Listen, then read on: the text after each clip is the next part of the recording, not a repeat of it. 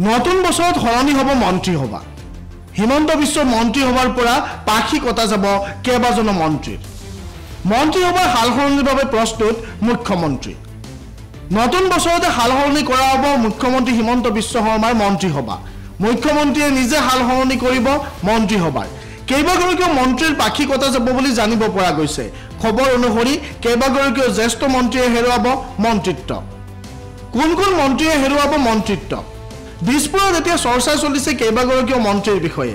তেওঁলোকে হেৰুৱাব মন্ত্ৰিত্ব। ইতিমধ্যে তেওঁলোকৰ প্ৰদৰ্শনক লৈ সন্তুষ্ট নহয় মুখ্যমন্ত্ৰী হিমন্ত বিশ্ব শৰ্মা। বিভিন্ন সময়ত তেওঁলোকক ৰাজহুৱাভাৱে ককৰ্থনাও কৰিছে, বিভিন্ন সময়ত ৰাজহুৱাভাৱে তেওঁলোকক কথাও শুনাইছে। তেওঁলোকৰ কামৰ কোনো ধৰণৰ নজিৰ নাই। তেওঁলোকে কি কৰিছে কি কৰা নাই সেই বিষয়ে জনসাধাৰণৰ স্পষ্ট নহয়। সেইবাবে এইকেইগৰাকী মন্ত্ৰীৰ ওপৰত খৰ্গহস্ত হৈছে মুখ্যমন্ত্ৰী, যাৰ বাবে এতিয়া সলনি হ'ব পাৰে তিনিগৰাকীকৈ মন্ত্ৰী। খবৰ অনুসৰি বৰ্তমানৰ তিনিগৰাকী মন্ত্ৰীয়ে হেৰুৱাব পাৰে মন্ত্ৰিত্ব। দিছপুৰত চলা চৰ্চা অনুসৰি তিনিগৰাকী মন্ত্ৰীয়ে মন্ত্ৰিত্ব হেৰুৱাব। পাছে কোন এই তিনিগৰাকী মন্ত্ৰী? নাম উচ্চাৰিত হৈছে মন্ত্ৰী যোগেন মহনৰ। আহোম জনগোষ্ঠীৰ প্ৰতিনিধি হিচাপে মন্ত্ৰী যোগেন মহনে বৰ্তমান সময়তো মন্ত্ৰী হৈ আছে অসম চৰকাৰৰ। কিন্তু যোগেন মহনে কি কৰিছে কি কৰা নাই সেয়া জনসাধাৰণ স্পষ্ট নহয়। জনসাধাৰণে গমেই নাপায় মন্ত্ৰী যোগেন মহনৰ কাম কি, মন্ত্ৰী যোগেন মহনে কি কৰি আছে। যোগেন মহনৰ কাম কাজক লৈ সন্তুষ্ট নহয় মুখ্যমন্ত্ৰী, সন্তুষ্ট নহয় বিজেপিৰ শীৰ্ষ নেতৃত্ব, যাৰ বাবে মন্ত্ৰিত্ব পদৰ পৰা আঁতৰোৱা হ'ব পাৰে যোগেন মহনক। কিয়নো শিৱসাগৰ জিলাক প্ৰতিনিধিত্ব কৰি মন্ত্ৰী যোগেন মহনে বৰ্তমান সময়ত অসম চৰকাৰৰ মন্ত্ৰী হৈ আছে। শেহতীয়াভাৱে শিৱসাগৰ জিলাৰ পৰা আহোম সম্প্ৰদায়ৰে আন এগৰাকী ব্যক্তিয়ে বিধায়ক হিচাপে নিৰ্বাচিত হৈছে। থাওৰা সমষ্টিৰ পৰা নিৰ্বাচিত হৈছে সুশান্ত বুঢ়াগোহাঁয়ে।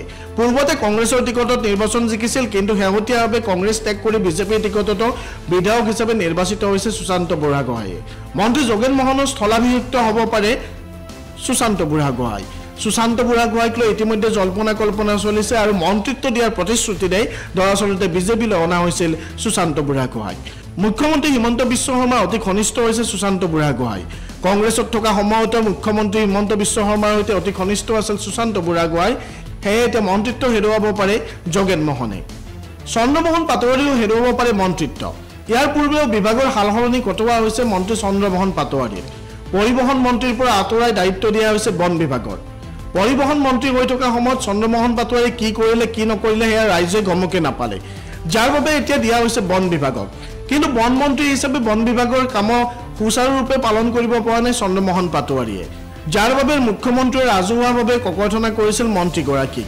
এতিয়া খবৰ ওলাইছে মন্ত্ৰিত্ব যাব পাৰে চন্দ্ৰমোহন পাটোৱাৰীৰ। কিয়নো ইতিমধ্যে নলবাৰী জিলাৰ পৰাই নলবাৰী সমষ্টিৰ বিধায়ক জয়ন্ত মল্ল বৰুৱাক মন্ত্ৰিত্ব প্ৰদান কৰা হৈছে। এখন সৰু জিলাৰ যিখন জিলাত তিনিটা বিধানসভা সমষ্টি আছে, সেইখন জিলাৰ পৰাই দুগৰাকী মন্ত্ৰীক ৰাখিব বিচৰা নাই মুখ্যমন্ত্ৰীয়ে, যাৰ বাবে জয়ন্ত মল্ল বৰুৱাক মন্ত্ৰিত্ব দিয়াৰ পাছত এতিয়া মন্ত্ৰিত্ব হেৰুৱাব পাৰে চন্দ্ৰমোহন পাটোৱাৰীয়ে। নতুন বছৰত যদি মন্ত্ৰীসভাৰ সালসলনি হয় তেতিয়াহ'লে মন্ত্ৰিত্ব যাব পাৰে চন্দ্ৰমোহন পাটোৱাৰীৰ। সুদীৰ্ঘ কাল ধৰি অসমৰ মন্ত্ৰী হিচাপে কাম কৰি আছে চন্দ্ৰমোহন পাটোৱাৰীয়ে, কিন্তু মন্ত্ৰী হিচাপে কাম কৰিও কোনো লেখত ল'বলগীয়া পৰিৱৰ্তন কৰিব পৰা নাই মন্ত্ৰীগৰাকীয়ে, যাৰ বাবে এতিয়া মন্ত্ৰিত্ব চুকে হেৰুৱাব পাৰে পাটোৱাৰীয়ে। পাখি কটা যাব পাৰে পৰিমল শুক্লবৈদ্যৰ। বৰাক ভেলীক প্ৰতিনিধিত্ব কৰি বৰ্তমান অসম চৰকাৰৰ মন্ত্ৰী হৈ আছে পৰিমল শুক্লবৈদ্যই। দীৰ্ঘকাল ধৰি অসমৰ মন্ত্ৰী হৈ আছে শুক্লবৈদ্য। সৰ্বানন্দ সোণোৱালৰ দিনতো শুক্লবৈদ্য মন্ত্ৰী আছিল, হিমন্ত বিশ্ব শৰ্মাৰ দিনতো শুক্লবৈদ্য মন্ত্ৰী। কিন্তু শুক্লবৈদ্য মন্ত্ৰী হিচাপে থাকি কি কাম কৰিছে কি কাম কৰা নাই সেয়া ৰাইজৰ অৱগত নহয়। বিশেষকৈ বৰ্তমান সময়ত পৰিবহণ মন্ত্ৰীৰ দায়িত্ব দিয়া হৈছে শুক্লবৈদ্যক। লগত আছে আবকাৰী বিভাগৰ। আবকাৰী বিভাগ আৰু পৰিবহণ বিভাগ সম্পূৰ্ণ নিয়াৰিকৈ চলাব পৰা নাই শুক্লবৈদ্যই। সাধাৰণ ৰাইজৰ সৈতে সম্পৰ্ক নাই পৰিমল শুক্লবৈদ্যৰ, যাৰ বাবে এতিয়া পৰিমল শুক্লবৈদ্যৰ মন্ত্ৰিত্ব যাব পাৰে। নতুন মুখে লাভ কৰিব পাৰে প্ৰাধান্য। এই তিনিগৰাকী মন্ত্ৰী সলনি হৈ এতিয়া নতুন মুখে প্ৰাধান্য লাভ কৰিব পাৰে। নাম উচ্চাৰিত হৈছে কেইগৰাকীমান নতুন বিধায়কৰ। বিধায়ক তৰংগ গগৈ নাম উচ্চাৰিত হৈছে বিধায়ক সুশান্ত বুঢ়াগোহাঁই। বৰাক ভেলীৰ পৰা এগৰাকী নতুন মুখক মন্ত্ৰিত্ব প্ৰদান কৰিব পাৰে মুখ্যমন্ত্ৰী হিমন্ত বিশ্ব শৰ্মাই, যাৰ ফলত এতিয়া তিনিগৰাকী পুৰণি মন্ত্ৰিত্বৰ সলনি তিনিগৰাকী নতুন মুখৰ বিধায়কে পাব পাৰে মন্ত্ৰিত্ব। আনহাতে বৰ্তমান সময়তে মন্ত্ৰীসভাত খালী হৈ আছে এটা পদ। নতুন বছৰতে পূৰণ কৰা হ'ব এই খালী হৈ থকা পদটোও।